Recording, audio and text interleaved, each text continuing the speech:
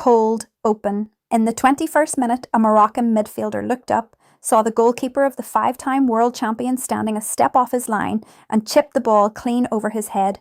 The stadium erupted. Morocco were beating Brazil. And in that single moment, the whole football world realised something. What happened 4 years ago was not a fluke.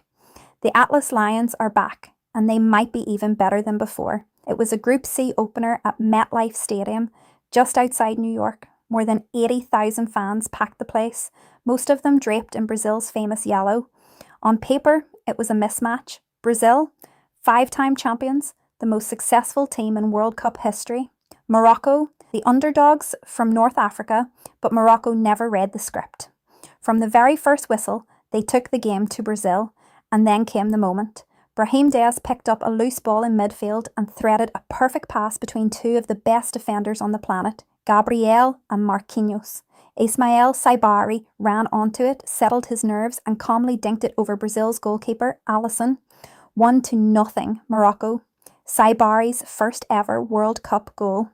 Brazil were stunned, but Brazil carry superstars for a reason.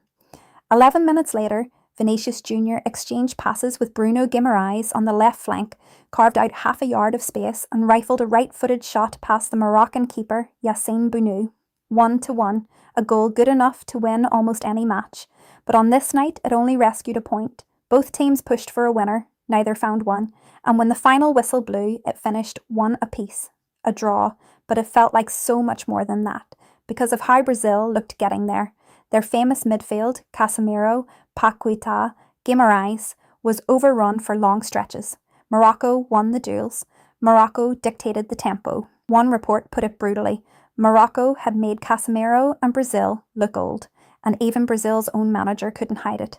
Carlo Ancelotti admitted afterwards that he was, quote, worried. He said his team lost too many duels, gave up too much possession, and that Morocco simply was a good team. This was Brazil, chasing their first World Cup title since 2002, being handed a genuine fright by a nation that much of the world had already written off. And to understand why that mattered so much, you have to go back to 2022. Because in Qatar, Morocco did the unthinkable.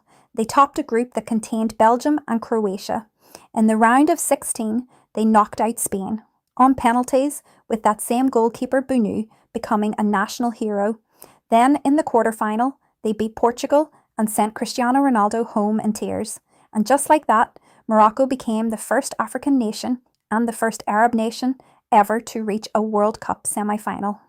They didn't stop until France finally ended the dream. The entire world fell in love with them, but plenty of people called it a one-time miracle, a perfect storm that would never happen again. This match was the answer.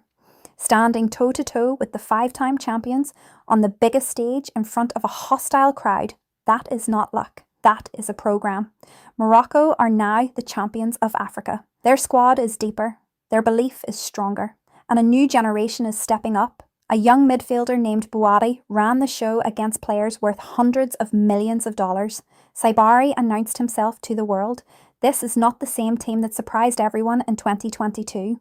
This is a team that now expects to win. So the question is no longer whether Morocco belongs, it's how far they can go. 4 years ago, they reached the semi-finals and shocked the planet. Now they've opened this World Cup by going blow for blow with Brazil. If that's their starting point, imagine where they could finish. The Atlas Lions did not come here to make up the numbers.